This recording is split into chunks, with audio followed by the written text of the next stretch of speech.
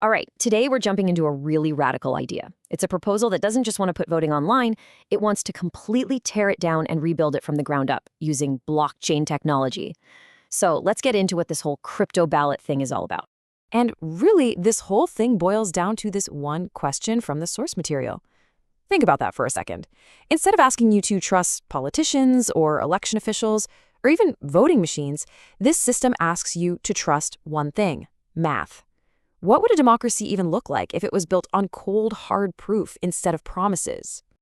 So, to really get why this is such a big deal, you first have to understand the problem it's trying to solve.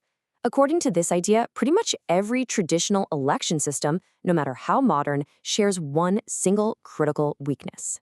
And that flaw? It's centralization. I mean, think about it. Whether it's a single server holding all the vote data, a government agency that's in charge of IDs, or a room full of people counting paper ballots, everything funnels through a central point. And any central point, well, it can break or be broken. And here's where it gets really interesting, right? Centralization isn't just a technical problem. It creates all these other issues. It opens the door for fraud, it can be used to suppress votes, and it creates these black box processes where you can't really see what's going on. Ultimately, it forces all of us to just trust that the people in charge are doing the right thing. And this system says, let's get rid of that need for trust altogether. Okay, so if we're tossing trust out the window, what do we replace it with? Well, the answer is cryptographic proof. The entire system is designed so that every single step provides mathematical certainty, making the whole process verifiable by pretty much anyone who wants to look. The foundation for all this is the blockchain, and the source material has this fantastic way of describing it, a digital notebook. So imagine a notebook that's been photocopied and given to thousands of different people. When you write your vote in your copy, it magically appears in everyone else's. And here's the kicker. Once it's written, it's permanent. It can't be erased or scribbled out. There's no single owner of this notebook. The network itself is the guardian. And then you've got the next piece of the puzzle, which is just brilliant.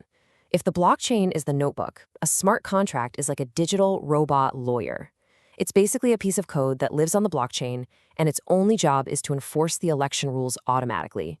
Who's allowed to vote? When does the election end? How are the votes tallied? The robot lawyer handles all of it. No humans, no bias, just code. All right, now we get to what is, for me, maybe the coolest and most mind-bending part of this whole idea: how it deals with identity. Just forget about voter ID cards or registration numbers. In this system, your physical self, are your own verification. So here's how it works, step by step. First, you scan your biometrics, like your face or fingerprint, but you do it on your own device. Now, the system doesn't save that picture. It just looks at it, pulls out some unique mathematical patterns, and then immediately forgets the image. Those patterns are then converted into a totally secure one-way code. And finally, that code is used to create your secret voting keys, which, and this is important, never ever leave your device. And this is the absolute key to the whole privacy angle. So, what does the central system store? Nothing. Zero. Zilch. No pictures of your face, no fingerprint data, none of it is ever saved on a server or on the blockchain. Meanwhile, your private key, the thing that's like your digital signature, is created totally fresh on your device every single time you vote. It's yours, and it never goes anywhere. Okay, I know what you're thinking. This all sounds great in theory, but we're talking about a digital system, right? So let's hit the big one: security. The single biggest worry everybody has with online voting. I mean, this is the million-dollar question, isn't it? If all the votes are just data flying around, can't some genius hacker just sneak in and change the results? Well, the system's whole defense against that is this concept called proof of work. I like to think of proof of work as this giant, super strong bouncer standing at the door of the blockchain. Before you can add any new votes to the official record, all the computers on the network have to race to solve an absurdly difficult math puzzle. It takes a ton of electricity and processing power to do it, and it's that work that basically seals the ledger shut and makes it secure. So get this, to actually cheat the system, you can't just find a clever backdoor. Nope. You would need to bring more computing power to the table than half of the entire network combined. You'd have to overpower everyone else. So what would that actually cost someone to pull off? First up, the hardware.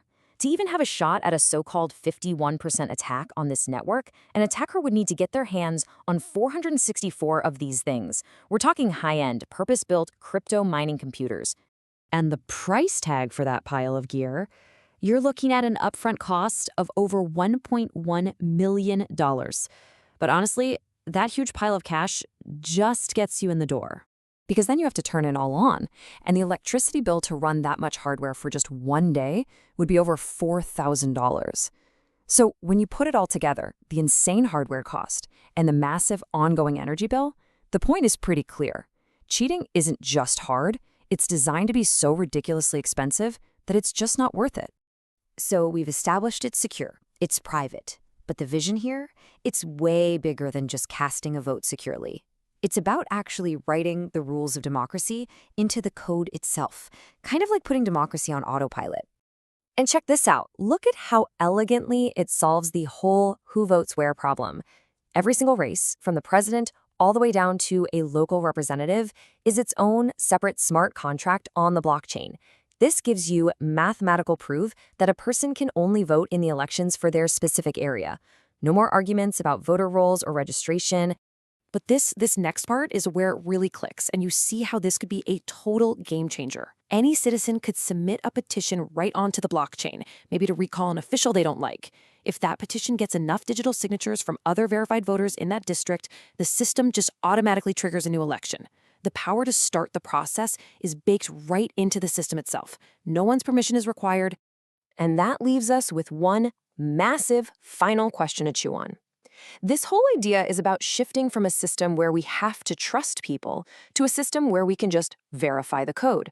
So if the basic rules of democracy, fairness, transparency, you name it, can all be guaranteed by math, what does that actually mean for the nature of power itself? What does it mean for us?